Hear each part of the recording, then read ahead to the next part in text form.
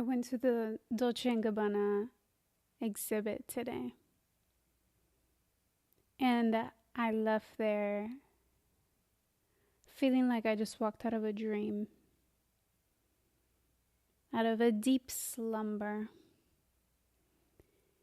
The craft, the dedication, the time. I would just stand and look at the details. Everything hand sewn. The exhibit is called Heart to Hands by Dolce&Gabbana. And I'm at a loss for words what human hands can do and what humans are capable of when we believe in our dreams and when we trust that there are people that are willing to help us and have a purpose to help us bring those dreams to life. Give those dreams breath, form. It's remarkable to be a witness of that. What is even more remarkable is to be that person, be Dolce or Gabbana, to be that person that received the vision and gave it no thought of resistance, not even just a little bit, and said, let's do it. I'm going to find a way to do it. This is possible because if I see it here, it means it's possible. And I'm going to do whatever I can do to make it happen. And I'm going to take all the time that it needs to make it happen. That's how great things are formed. Dolce & Gabbana, they've been designing for 40 years, 40 plus years. And they are not where they are at in the field of design just because of time. Just because of the time that they've been here. No. It's because of the craftsmanship. It's because of the bizarre, and I mean bizarre, way that they pour their heart into each one of these pieces with no resistance as to, is it possible? Maybe it's not possible. And who knows? Maybe they do have these thoughts, but the part of them that wants to make it happen conquers. Who knows? And another thing, yes, the pieces some of them are insane, bizarre. And for some people, it might be too much. Like I would hear comments and you hear people saying like, ooh, but that's too much, or just little comments like that around it being like so much drama and extravagant and blah, blah, blah. It might be too much for some people. You might be too much for some people. But you are absolutely everything for the right people. You are absolutely everything for the right people. Dolce and Gabbana did not get to where they are today, and they did not create everything they have created thinking, maybe people are going to think this is too much. Allow yourself to be all that you are. If it's too much for the ones that are around you right now, it's because those aren't the ones for you. Because those people know you as the version that has been shrinking yourself, and they're cool with that because most likely they're shrinking themselves too. this exhibit gave me so much inspo on so many levels about so many things. One, the amount of time, hours, weeks, days, months, who knows? One piece, just one piece. How many months could one of those pieces have taken? Doing it by hand, every single thing. If it had to be welded, it was welded. If it had to be sewn, it was sewn. If it had to be embroidered, it was embroidered with hands. Hands. At the beginning of the exhibit, there's this little square where there are screens. And the screens, there's different things showing. In one, there's someone creating something by hand. In another, there's a fashion show and like that, and the details of garments and whatnot. But there was one that really shook me. It was welding. They were welding every single detail of a piece because it has brass. And it was the little intricate details. Yeah. And that right there, that is love. That is love. They love what they do. And they put it into every single detail.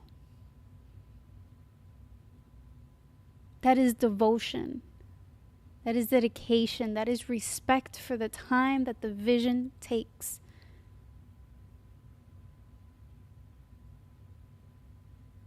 Like you, example.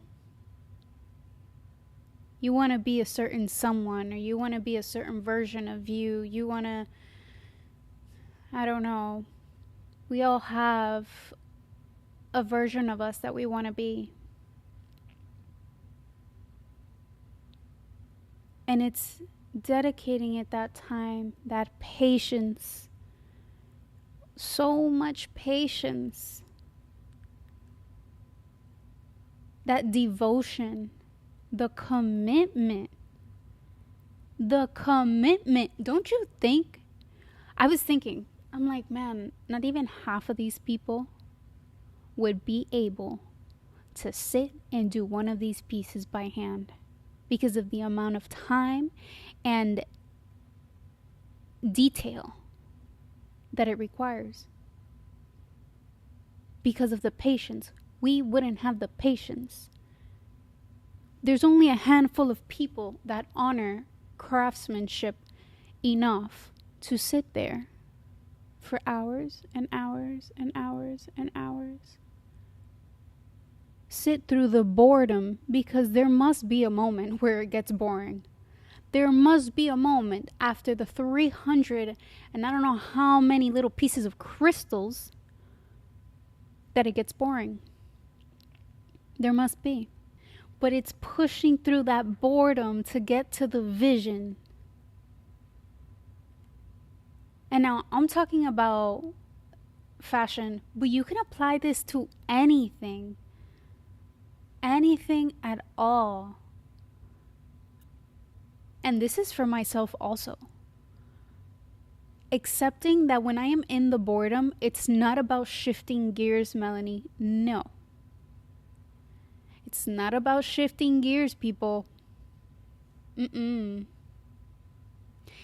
It's about pushing on through. Right there, when you feel the boredom, because you've been doing something consistently for some time, because you're working towards something, you have a vision and you're working towards something, and it was very exciting at the beginning, but now you're bored. You're not there, however. You're not there yet. You're not at the vision yet. But you're walking on up that mountain and you're bored. Right then and there, remember that you must buckle down. Buckle down and enjoy every single moment, because the moment will pass. And that boredom is what creates great things, great empires. That repetition, that boring part, because it's just repetition at this point. But it's building, it's compounding. The habits, the thoughts, the practices, the rituals, it's compounding to create the vision. Little by little.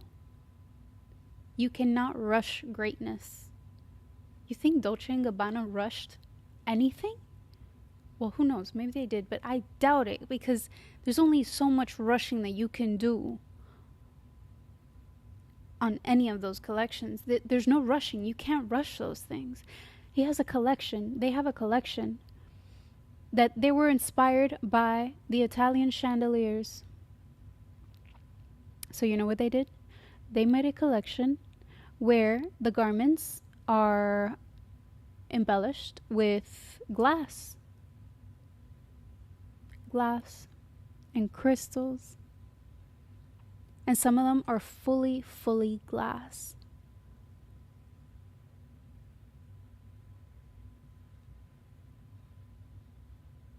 It's not just about the fashion. It's not just about a piece. If all you see is some strange garment, something that you would never wear, or something that you think nobody else would ever wear, then you're not looking deep enough. You're actually not seeing the artistic part of this. You're not seeing the art. And the art is what? Not just the expression, but everything that it took to get to the expression. Because once you have a finished product, that moment is very short-lived. It's very short-lived. You have it, probably take a couple pictures with it, like a diploma. You got it, you take a picture, okay, cool. You might admire it for a long time, especially something you did with your own hands. But then you would be on to the next project, on to the next vision, on to the next step. So really, it's that boredom. It's that boredom that we're living for. Maybe it's this fast-paced life that has made us forget the richness that is simply consistent effort. Boring, consistent effort. Not every day needs to be something different. Or maybe they've bored us out of our minds already. So to the extent that we want something different every day. Because we're not even doing something that's fulfilling us. And this, I'm talking about like an office job or any job really. But these kind of things, when you're working at something, you're working really hard at something, but you still don't feel fulfilled. Let me tell you, you can work really hard, consistently at something or in a certain direction, and you could still be going in the wrong way. You could be working really hard and still be going the wrong direction. Still not going in the direction that will fulfill you most. Because it's not just about propelling forward, and not paying attention to, or not having a vision as to where you want to get to. Not just propelling forward and following what society or culture or mom and dad or what people expect from you. No. Because then you're living for who? You're living for people? You gotta live for you. And let everyone else Just watch you do your thing. Let everyone else follow behind if they please. If not, then they could go and be with people that like them, want to please others, want to live to please others.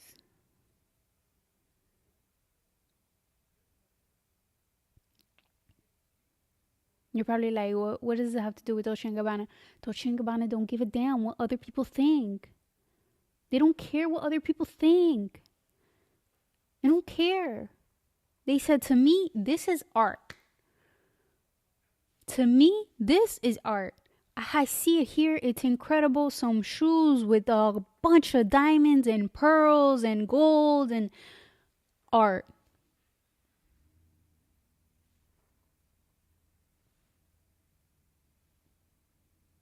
They didn't sit around thinking,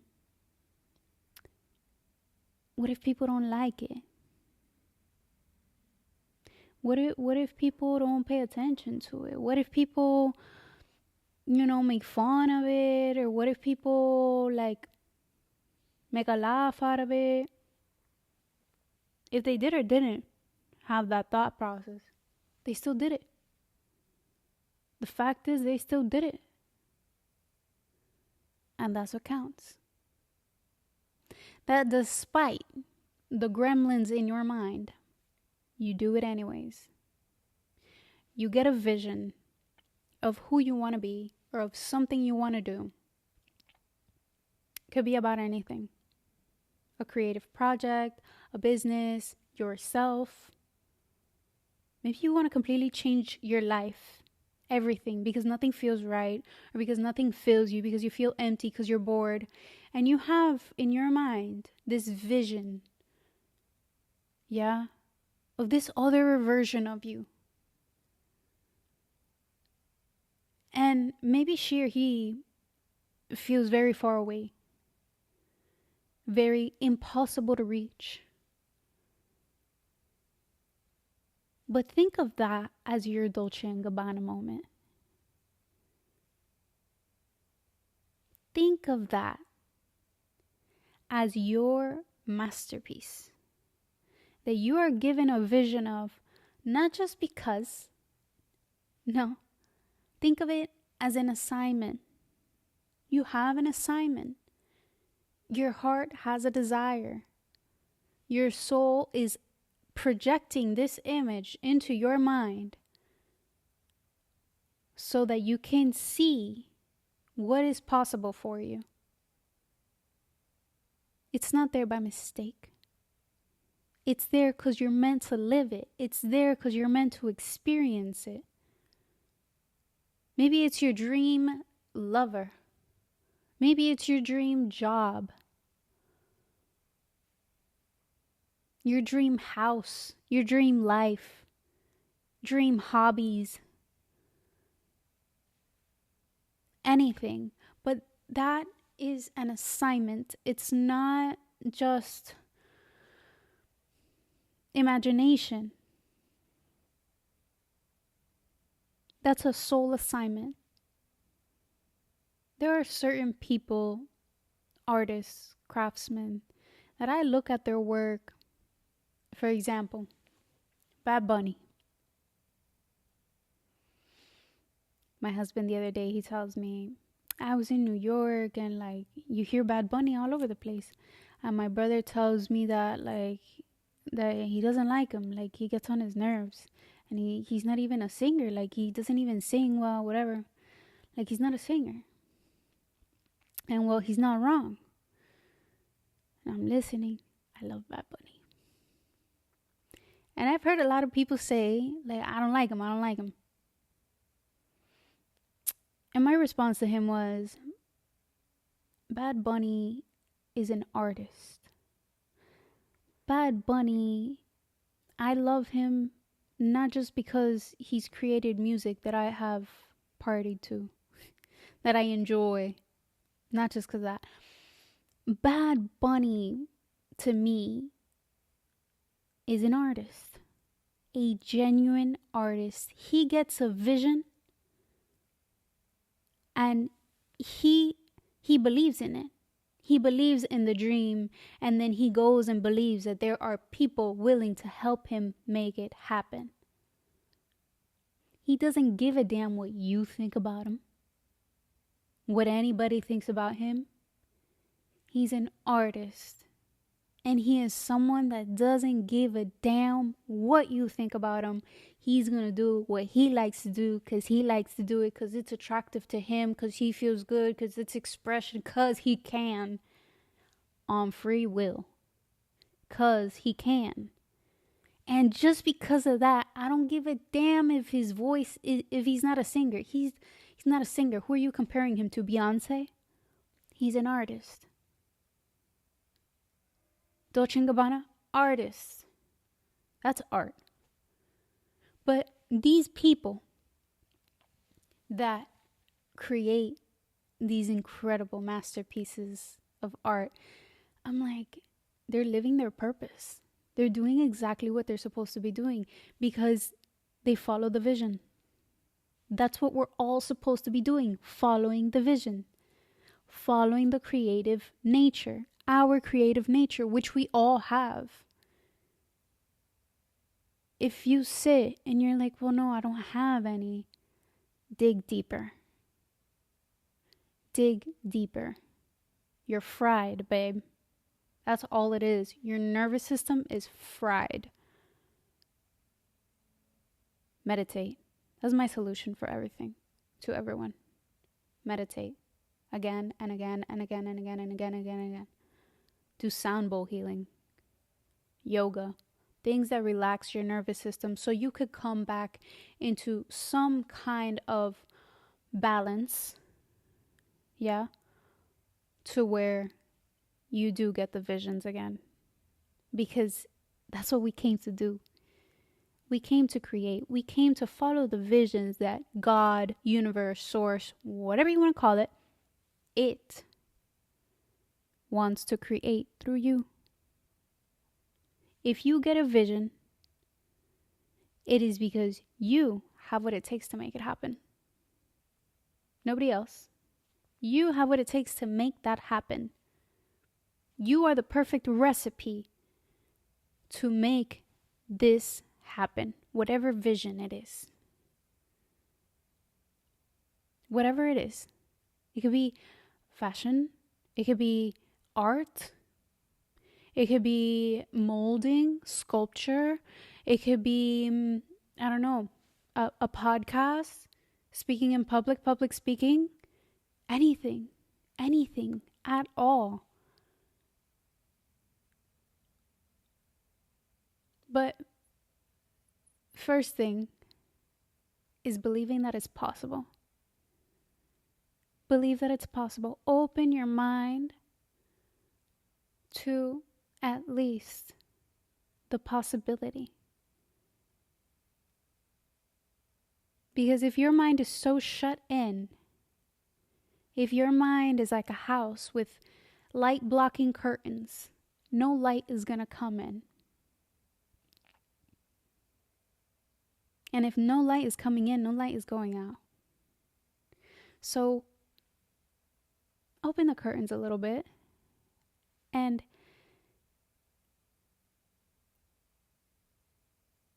at least give it the possibility. At least think, well, it's not completely impossible. The vision I have is not completely impossible. Once you have accepted, once you tell yourself, once you have accepted that, well, what I'm dreaming, what I'm daydreaming, what I'm dreaming is not impossible. You're at least shining a little light on it. You're letting a little light come in. And you never know how far that could get you. Sometimes that's all it takes. I want to leave you with that. I want to leave you with that message. And I hope you simmer on this. I know it's given me a lot to to reflect on. And I know that this episode, something that I've learned is that God, creator, creatress, speaks to us through other people, but also speaks to us through our own voice. When we are, those people that give great advice but never follow their own advice, well, it's because they give great advice because God is giving advice through them, and they are supposed to follow the advice also. Thing is, we think that our expression is for other people, and our expression is actually for ourselves. If someone around becomes affected by our expression, that's really none of our business. It's really not. It's none of our business if someone likes our change, or if someone likes our creation, our dress, our art. It's none of our business, because expression is a personal thing. It's self-expression. It's of the self. It's for the self. Now, if someone else appreciates your expression, great. If they don't, still not your problem. None of your business.